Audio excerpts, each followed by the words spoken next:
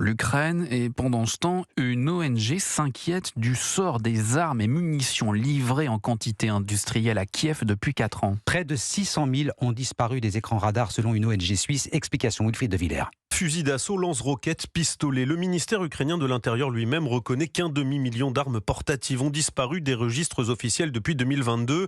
Ce manque de suivi concerne aussi quelques 15 000 lance-missiles et des missiles anti-chars livrés par les États-Unis. Pour expliquer un tel phénomène, plusieurs facteurs.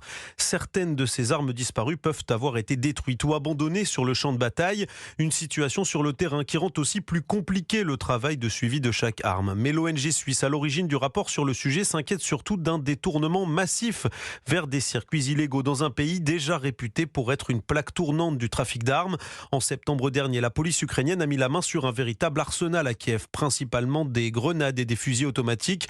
2 soldats ont également été interpellés alors qu'ils tentaient de revendre des fusils automatiques. La situation est surveillée de près par les services de renseignement français avec une grande crainte, un scénario similaire à celui de la guerre des Balkans à la fin des années 90, que ces armes alimentent le marché noir et la criminalité organisée jusque dans l'Hexagone. Wilfried de Villers, le football avec la Ligue des Champions.